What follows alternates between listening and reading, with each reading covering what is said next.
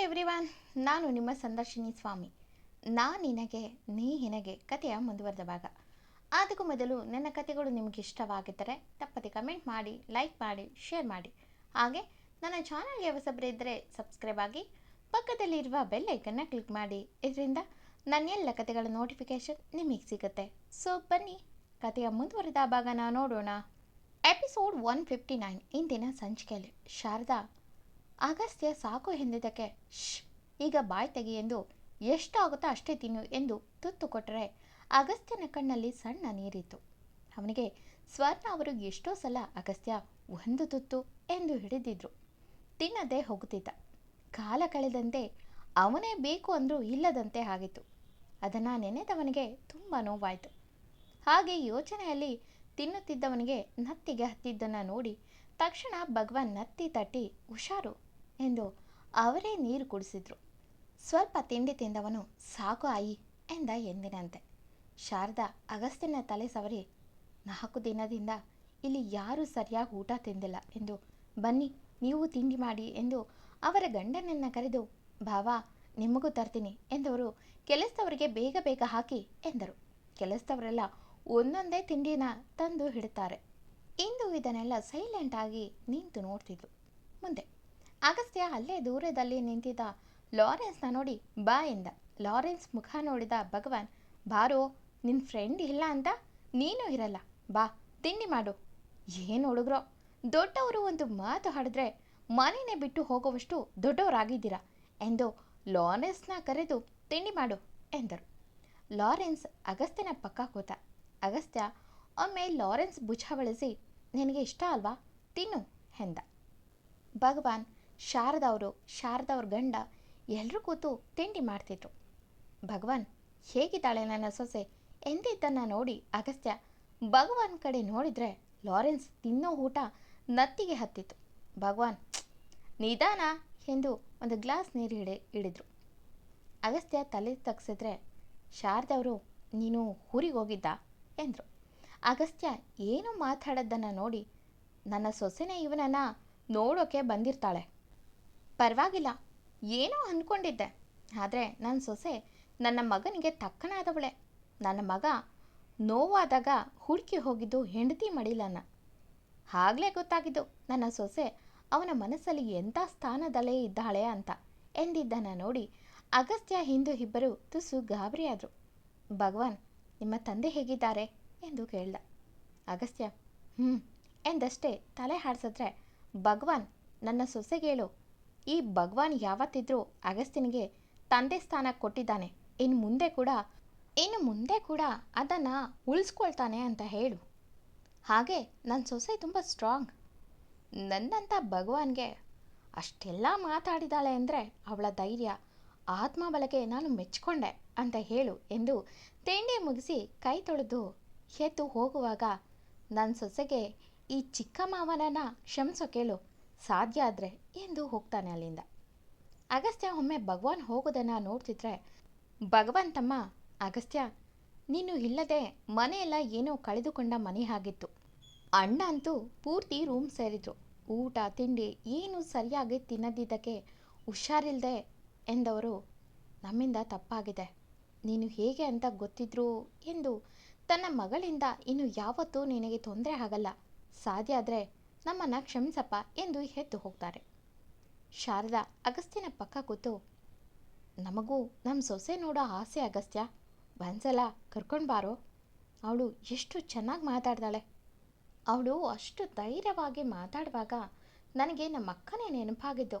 ನಮ್ಮ ಅಕ್ಕ ಕೂಡ ಹೀಗೆ ತಪ್ಪು ಅಂದರೆ ಖಂಡಿಸೋಳು ಎಂದು, ಅದಕ್ಕೆ ಭಾವ ಅವಳನ್ನು ಅಷ್ಟು ಇಷ್ಟಪಡ್ತಿದ್ರು, ನೀನು ಕೂಡ ಅವಳನ್ನು ಅಷ್ಟೇ ಇಷ್ಟಪಡ್ತೀಯಲ್ವಾ ಅಂದರು. ಅಗಸ್ತ್ಯನ ತುಟಿನಲ್ಲಿ ಕಂಡು ಕಾಣದ ನಗು ಮರೆಯಾಗಿದ್ರೆ ಶಾರದಾ ಅವರು, ಕಳ್ಳ ನೋಡು ಅದೆಷ್ಟು ನಾಚಿಕೆ ಎಂದವರು ಅವನ ಕಿಬ್ಬೊಟ್ಟಿಗೆ ಚೂಟಿ, ಆದಷ್ಟು ಬೇಗ ನಮ್ಮ ಸೊಸೆ ನೋಡೋ ಭಾಗ್ಯ ಕೊಡೋ ಎಂದು, ಹೀಗೋಗಿ ರೆಸ್ಟ್ ಮಾಡು ಎಂದು ಕಿಚನ್ ಕಡೆ ನೋಡಿ ಕಾಫಿ ಕೊಡಿ ಎಂದು, ಸ್ವಲ್ಪ ಕೆಲಸ ಇದೆ ಎಂದು ರೂಮ್ಗೆ ಹೋಗ್ತಾರೆ. ಲಾರೆನ್ಸ್ ಅಗಸ್ತ್ಯನ ಕೈ ಹಿಡಿದು, ತುಂಬ ನಾಚ್ಕೋಬೇಡ, ಅದು ನಿನಗೆ ಸೂಟ್ ಆಗಲ್ಲ ಎಂದು, ನನಗೂ ಒಂದು ಕಪ್ ಕಾಫಿ ಕೊಡಿ ಎಂದು ಅವನನ್ನು ಒಳಗೆ ಕರ್ಕೊಂಡೋಗ್ತಾನೆ. ಇಂದುನೇ ಇಬ್ಬರಿಗೂ ಕಾಫಿ ಮಾಡಿ ತಗೊಂಡು ಹೋದರೆ ಲಾರೆನ್ಸ್ ಅಂತೂ ಎಲ್ಲ ಸರಿಯಾಯಿತು ಅಂದ. ಅಗಸ್ತ್ಯ ಮತ್ತೆ ಅದೆಷ್ಟು ನೋವು ಮಾಡಿದ್ರು ಎಂದ. ಇಂದು ಕಾಫಿ ಹಿಡಿದು ಬಂದಿದ್ದನ್ನು ನೋಡಿ ಲಾರೆನ್ಸ್, ನೋಡಮ್ಮ, ಆದಷ್ಟು ಬೇಗ ನಿನ್ನ ಈ ಗುಂಗಟ್ಗೆ ಒಂದು ಮುಕ್ತಿ ಕೊಟ್ಟುಬಿಡು. ಭಗವಾನ್ ಹೇಗೂ ನಿನ್ನ ಸೊಸೆಯಾಗಿ ಮೆಚ್ಕೊಂಡಿದ್ದಾರೆ ಅಂತ. ಅಗಸ್ತ್ಯ ಕಾಫಿ ತಗೊಂಡು, ಅದಕ್ಕಿನ್ನೂ ಟೈಮ್ ಇದೆ, ಕಿಟ್ಟಿಗೆ ಕಾಲ್ ಮಾಡಿ ಸಂಜೆ ಬರೋದು ಕೇಳು ಅಂದ. ಲಾರೆನ್ಸ್, ಹೌದು, ನನ್ನ ಡಾರ್ಲಿಂಗ್ ಒಬ್ಬನೇ ಇದ್ದಾನೆ ಎಂದು ಫೋನ್ ಹಿಡಿದು ಹೊರ ನಡೆದ್ರೆ ಅಗಸ್ತ್ಯ ಕಾಫಿ ಕಪ್ ಇಟ್ಟು ಎಂದೂನ ಹಾಗೆ ತಬ್ಬಿದ. ಎಷ್ಟೊತ್ತು ಅಗಸ್ತ್ಯನ ಮನಸ್ಸಲ್ಲಿ ಓಡುತ್ತಿದ್ದ ಭಾವನೆಗಳೇ ಬೇರೆ. ಇನ್ನೂ ತಡೆಯೋಕ್ಕಾಗದೆ ಅವನ ಹೆಂಡತಿ ಮಡಿಲು ಸೇರಿದ. ಅವನು ಭಗವಾನ್ ಸಾಮ್ರಾಜ್ಯಕ್ಕೆ ಕೊನೆ ದಾರಿ ಕಾಣಿಸಬೇಕು ಎಂದು ತುಂಬ ಚೆನ್ನಾಗಿ ಪ್ಲಾನ್ ಮಾಡಿ ನಿರ್ಧಾರ ಮಾಡಿದ. ಆದರೆ ಇಲ್ಲಿ ಭಗವಾನ್ ಮತ್ತವರ ಫ್ಯಾಮಿಲಿ ನಡೆದುಕೊಂಡ ರೀತಿ, ಅವನ ಪ್ರೀತಿ ಈಗ ಅಗಸ್ತ್ಯನಿಗೆ ಗಿಲ್ಟ್ನಲ್ಲಿ ಇರೋ ಹಾಗೆ ಮಾಡಿತು. ಇಂದು ತನ್ನ ನಡು ಬಳಸಿರುವ ಅಗಸ್ತ್ಯನ ತಲೆ ಸವರಿ, ಯಾಕೆ ಅಮ್ಮ ನೆನಪಾದ್ರ ಅಂದ್ಲು.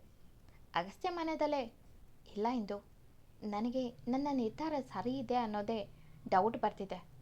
ನಾನು ಬೇರೇನೋ ಮಾಡೋಕ್ಕೆ ಬಂದವನು ಈಗ ಈ ಸಂಬಂಧಗಳ ಸುಳಿಯೊಳಗೆ ಮುಳುಗುತ್ತಿದ್ದೀನಿ. ಯಾರನ್ನ ನಾಶ ಮಾಡಬೇಕು ಅಂದುಕೊಂಡಿದ್ದೋ ಆ ವ್ಯಕ್ತಿ ನನಗೆ ಮಗನ ಸ್ಥಾನ ಕೊಟ್ಟಿದ್ದಾನೆ. ಅವನ ಮನೆಯವರು ನನಗೆ ಪ್ರೀತಿ ಜೇನನ್ನು ಉಣಬಡಿಸಿದ್ದಾರೆ. ಆದರೆ ನನ್ನ ಕರ್ತವ್ಯ ನನ್ನ ಹಿಂದೆ ಸರಿಬೇಡ ಅಗಸ್ತ್ಯ ಎಂದು ಕೂಗಿ ಕೂಗಿ ಹೇಳ್ತಿದೆ ಎಂದುಕೊಂಡರೂ ಅದನ್ನು ಹಿಂದು ಮುಂದೆ ಹೇಳೋಕ್ಕಾಗದೆ ಒಂದಷ್ಟು ಸಮಯ ಹಾಗೆ ಇದ್ದವನು ಅವಳನ್ನು ಬಿಟ್ಟು, ಇಂದು ನಾನೊಂದು ಮಾತು ಕೇಳ್ತೀನಿ, ಅದು ಸರಿನಾ ತಪ್ಪ ನೀನೇ ಹೇಳು ಎಂದ. ಇಂದು ಕೇಳಿ ಎಂದಳು ತಲೆಯಾಡಿಸಿ. ಅಗಸ್ತ್ಯ ಒಂದು ಊರ ದೊರೆ. ಒಂದು ಕೈಯಲ್ಲಿ ಪಾಪದ ಹಣ ಸಂಪಾದನೆ ಮಾಡಿದ್ರು, ಇನ್ನೊಂದು ಕೈಯಲ್ಲಿ ಸಾವಿರಾರು ಜನಕ್ಕೆ ಆಸರೆ ಆಗಿದ್ದಾನೆ. ಆದರೆ ಅದು ಒಂದು ರೀತಿ ತಪ್ಪೆ. ಆದರೆ ಈಗ ಅವನು ಶಿಕ್ಷೆಗೆ ಅರ್ಹನಾ, ಇಲ್ಲ ಅವನು ಮಾಡಿದ್ದು ಅಷ್ಟು ಜನರ ಸೇವೆ ತಪ್ಪು ಅಂತ ಹೇಳೋದ? ಆ ರಾಜನ ನೀತಿ ತಪ್ಪು ಎಂದು ಖಂಡಿಸುವ ಕೆಲವು ಜನ ಅವನನ್ನು ಈ ರಾಜ್ಯದಿಂದನೇ ದೂರ ಮಾಡಬೇಕು ಅಂತಿದ್ದಾರೆ. ಈಗ ಯಾವುದು ಸರಿ ಅರ್ಥ ಆಗ್ತಿಲ್ಲ ನನಗೆ ಎಂದ. ಎಂದು ಸ್ವಲ್ಪ ಯೋಚಿಸಿ, ರಾಜ ತನ್ನ ಪ್ರಜೆನ ನೋಡ್ಕೊಳ್ಳೋಕ್ಕೆ ಅಲ್ವಾ ಆ ದಾರಿ ಹಿಡಿದಿದ್ದು. ಅವನು ಕೆಟ್ಟವನಾಗಿದ್ದರೆ ಅವನಷ್ಟೇ ನೋಡ್ಕೋತಿದ್ದ. ಆದರೆ ಈ ರಾಜ ಆ ಥರ ಮಾಡಿಲ್ಲ. ಕೆಟ್ಟ ಕೆಲಸ ಮಾಡಿದರೂ ಅದರಿಂದ ಬೇರೆಯವರಿಗೆ ಸಹಾಯ ಆಗಿದೆ ಅಂದರೆ ಅವನು ಶಿಕ್ಷೆಗೆ ಅರ್ಹ ಅನ್ನಿಸಲ್ಲ. ಆದರೆ ಏನೇ ತಪ್ಪು ಮಾಡಿದರೂ ಅವರವರಿಗೆ ಅವರದೇ ಆದ ಒಂದು ಶಿಕ್ಷೆ ಇರುತ್ತೆ. ಅವನಿಗೆ ಪನಿಷ್ ಮಾಡಿ ಮತ್ತೆ ಆ ದಾರಿ ಬೇಡ ಅಂತ ಇನ್ನೊಂದು ಚಾನ್ಸ್ ಕೊಡೋದು ಬೆಟರ್ ಎಂದಳು. ಅಗಸ್ತ್ಯ ಒಮ್ಮೆ ಇಂದನು ನೋಡಿ, ನಿಜವಾಗ್ಲೂನಾ ಎಂದ. ಕೈ ಕಟ್ಟಿ ನಿಂತು ಅವನನ್ನೇ ದಿಟ್ಟಿಸಿ ನೋಡುತ್ತಿದ್ದಂಥ ಇಂದು, yes mister Agastya Patel IPS ಎಂದಳು. ಈ ಮಾತು ಕೇಳಿದಂಥ ಅಗಸ್ತ್ಯ ತಕ್ಷಣ ಎದ್ದು ನಿಂತರೆ ಇಂದು ಅವನನ್ನೇ ನೋಡ್ತಾಳೆ. ಅಗಸ್ತ್ಯ ಒಮ್ಮೆ ಉಗುಳು ನುಂಗಿ, ಹಿಂದೂ ಅಂದ.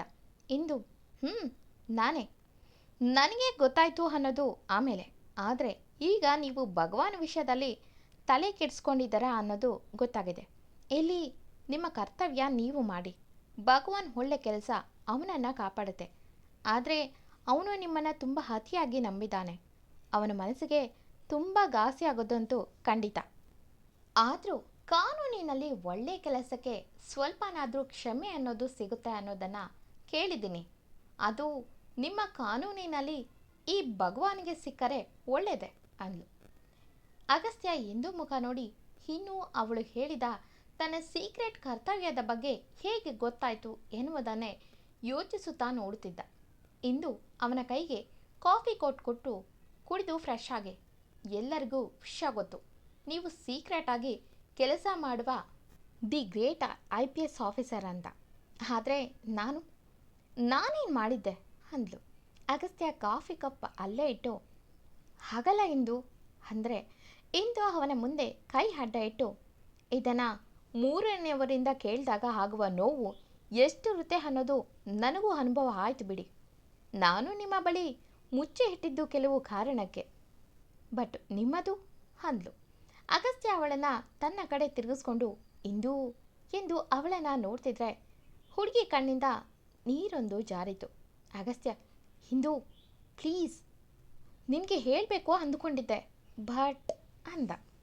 ಹಿಂದೂ ತಕ್ಷಣ, ಹೋ, ನಾನು ಎಲ್ಲಿ ಬೇರೆಯವರಿಗೆ ಹೇಳಿಬಿಡ್ತೀನೋ ಅಂತನಾ ಎಂದವಳು. ಇಲ್ಲಿ ಬಿಡಿ, ಮನೆಯವರೇ, ಹೊರಗಿನಿಂದ ಬಂದ ನಾನು ಎಂದ ತಕ್ಷಣ ಅಗಸ್ತ್ಯ ಅವಳ ಬಾಯಿ ಮೇಲೆ ಕೈ ಇಟ್ಟು, ಸಾಕು, ನಾನು ಮುಚ್ಚಿಟ್ಟಿದ್ದು ನಿನಗೆ ಪೊಲೀಸ್ ಅಂದರೆ ಆಗಲ್ಲ ಎಂದು ನೀನೇ ಒಂದು ದಿನ ಹೇಳಿದ್ದೆ. ಅದೇ ಕಾರಣಕ್ಕೆ ಅಷ್ಟೇ. ನಿನಗಾಗಿ ನಿನ್ನ ಪ್ರೀತಿ ಕಳ್ಕೊತೀನಿ ಅನ್ನೋ ಭಯಕ್ಕೆ ನಾನು ಈ ವಿಷಯನ ಮುಚ್ಚಿಟ್ಟಿದ್ದು. ನಾನು ಯಾರು ಅನ್ನೋ ವಿಷಯ ನಿನಗೆ ಹೇಗೆ ಗೊತ್ತಾಯಿತು ಎಂದ ಆಶ್ಚರ್ಯದಲ್ಲಿ. ಹಿಂದೂ, ಕಿಟ್ಟಿ ಅಣ್ಣ ನಿಮ್ಮ ಜೊತೆ ವರ್ಕ್ ಮಾಡೋರು ತಾನೇ? ನೀವಿಬ್ಬರು ಸೀಕ್ರೆಟಾಗಿ ಮಾತಾಡೋದು ಕೇಳಿಕೊಂಡೆ. ನೀವು ರೌಡಿ ಅಲ್ಲ ಎಂದು ತಿಳಿದು ನಿಟ್ಟುಸಿರು ಬಿಟ್ಟರೆ, ಯಾರಿಂದ ನನ್ನ ತಂದೆ ಸಾವಾಯಿತೋ ಅಂಥ ಡಿಪಾರ್ಟ್ಮೆಂಟ್ನಲ್ಲೇ ವರ್ಕ್ ಮಾಡೋರನ್ನೇ ನಾನು ಕೈ ಹಿಡ್ದಿದ್ದೀನಿ ಎಂದು ನೆನೆದು ತುಂಬ ನೋವಾಯಿತು ಎಂದಳು ಕಣ್ತುಂಬಿ. ಅಗಸ್ತ್ಯ ಹುಬ್ಬುಗಂಟಿಕಿ, ಇಂದು ಏನು ಹೇಳ್ತಿದ್ಯಾ? ನಿಮ್ಮಪ್ಪ ಸತ್ತಿದ್ದು ಹಾರ್ಟ್ ಪ್ರಾಬ್ಲಮ್ನಿಂದ ಅಲ್ವಾ ಎಂದ ಕನ್ಫ್ಯೂಸ್ನಲ್ಲೇ. ಇಂದು, ಇಲ್ಲ, ನಮ್ಮಪ್ಪನನ್ನು ಪೊಲೀಸ್ನವರು ಟಾರ್ಚರ್ ಮಾಡಿ ಎದೆಗೆ ಒದ್ದು ಸಾಯಿಸಿರೋದು. ಅದು ಕೂಡ ಕೇಸ್ ಆಗದೆ. ಇದುವರೆಗೂ ನನಗೆ ನಮ್ಮಪ್ಪನನ್ನು ಯಾಕೆ ಆ ಪೊಲೀಸ್ನವರು ಹಾಗೆ ಟಾರ್ಚರ್ ಮಾಡಿದ್ರು ಎಂದು ಗೊತ್ತಿಲ್ಲ.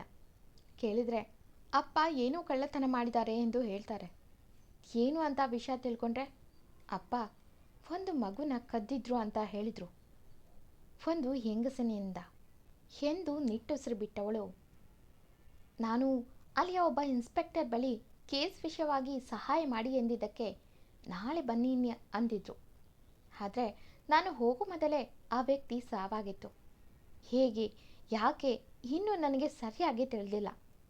ಅಮ್ಮನನ್ನು ಕೇಳಿದ್ರೆ ಅವರು ಇದು ಎಲ್ಲಿಗೆ ಬಿಟ್ಬಿಡು ಎಂದು ನನ್ನ ಬಳಿ ಮಾತು ತಗೊಂಡು ಈ ವಿಷಯ ಯಾರಿಗೂ ಹೇಳೋದು ಬೇಡ ಎಂದು ನನ್ನ ಬಾಯಿನ ಕಟ್ಟಾಕಿದ್ರು. ಅದಾದ ಸ್ವಲ್ಪ ದಿನಕ್ಕೆ ಅಮ್ಮ ಕೂಡ ಎಂದವಳ ಕಣ್ಣೀರು ಒಂದೇ ಸಮನೆ ಅವಳ ಕೆನ್ನೆನ ಸೋಕುತ್ತಿತ್ತು. ಎಂದಿನಂತೆ ಕತೆ ಮುಂದುವರಿಯೋದು. ಈ ಕತೆ ನಿಮಗೆ ಇಷ್ಟವಾಗಿದ್ದರೆ ತಪ್ಪದೆ ಕಮೆಂಟ್ ಮಾಡಿ, ಲೈಕ್ ಮಾಡಿ, ಶೇರ್ ಮಾಡಿ. Thank you for watching.